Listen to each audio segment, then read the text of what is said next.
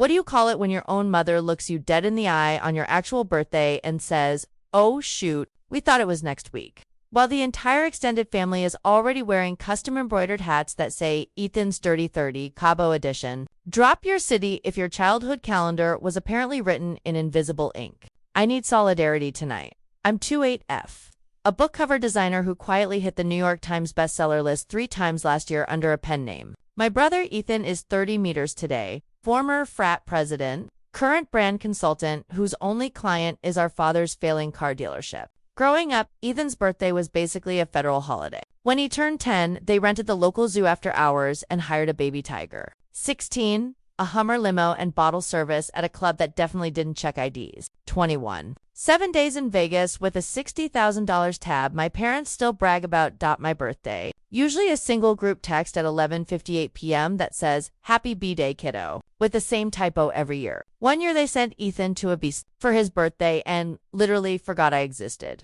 Until I walked into the kitchen on August 14th and found them eating leftover sheet cake that said, Ethan Palooza. 2017, Grandma Evelyn watched it all with her lips pressed into that thin line only grandmothers perfect. Every time they handed Ethan another envelope thick enough to choke a horse, she slipped me a crisp $100 bill folded into an origami swan and whispered, "Your day's coming, Nora, June." When I was 15, she opened a trust in my name only. My parents were listed as trustees until Nora turns 30 or Evelyn says otherwise. They never knew the real balance because Grandma had her lawyer route everything through a separate entity. By the time she passed 2 years ago, that trust held $4.8 million in blue-chip stocks and a commercial building in Soho. She bought in 1987 for pennies. She left a sealed letter with her estate attorney. Opened this on Ethan's 30th birthday in the presence of the whole family. Not 1 minute sooner. Fast forward to last weekend. Ethan's 30th, 4-day takeover of a private villa in Cabo San Lucas. My parents flew 68 people down on a chartered jet. Fire dancers, a private chef from Noma, a neon sign that said Ethan Forever 30, the works. Total budget $187,000 and counting. They even hired a documentary crew because this one has to be legendary. I flew myself commercial coach because I'm bad with money, apparently, and checked into an Airbnb 10 miles away. IRS VPD, yes, only because Grandma's lawyer texted me, "Bring the letter. It's time." The villa had floor-to-ceiling windows looking over the ocean. Smell of truffle oil and rented wealth everywhere. Ethan was wearing a white linen shirt unbuttoned to his navel and a crown made of $100 bills. At 8 p.m. sharp, they wheeled out a 7-tier cake shaped like a Lamborghini. Gold leaf, sparkling under the lights. Everyone sang. Ethan made a speech about how family is everything while my mother dabbed her eyes with a napkin that probably cost more than my first car.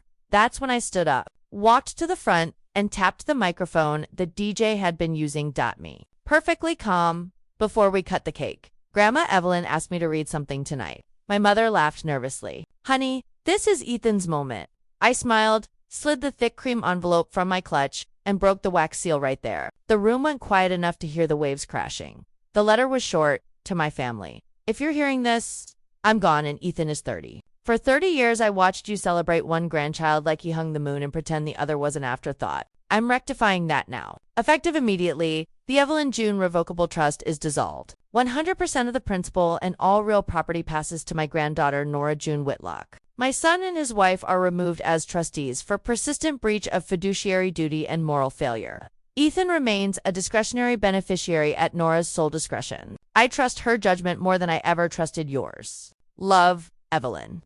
I let that hang for 5 full seconds, then clicked the remote in my pocket. The massive projector screen behind the cake lit up with the signed trust amendment, bank balances, and the deed to the Soho building, now titled in my name alone. You could have heard a champagne cork drop in the next villa. Ethan actually screamed, "This is a joke, right?" My father lunged for the letter like he could unread it. My mother started hyperventilating into her $400 silk napkin. I just kept talking, voice steady. The Cabo Villa deposit, the jet, the cake, all charged to the trust credit card. Those charges are being reversed Monday morning. You have until checkout tomorrow to settle the balance with the resort or they'll hold the luggage, including the Louis Vuitton set you bought Ethan as a pre-birthday gift. Mom? Dead silence. Then chaos. I didn't raise my voice once. I simply handed the microphone to Grandma's lawyer, who'd been quietly sipping a mocktail in the back row all night. took myself a slice of that gold leaf Lamborghini cake, and walked back to my table. Ate it with a plastic fork while the documentary crew kept filming, because they'd already been paid in full.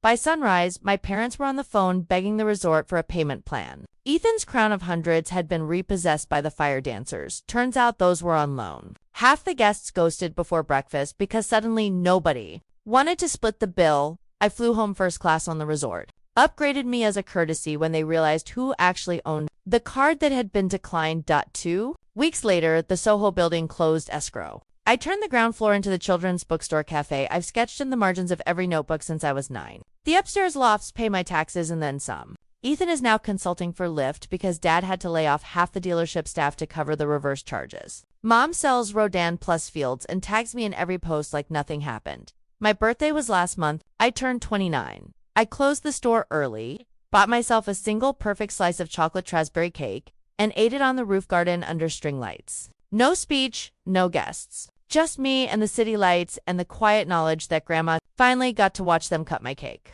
First. Sometimes the best revenge is a trust fund that matures exactly when their ego peaks. So that's the story of how my brother's $187,000 dirty 30 became the day I stopped being the footnote in my own life. What would you have done with that microphone? And where are you reading this from? I'm curious how many of us have waited decades for one perfect slice. Thank you for listening.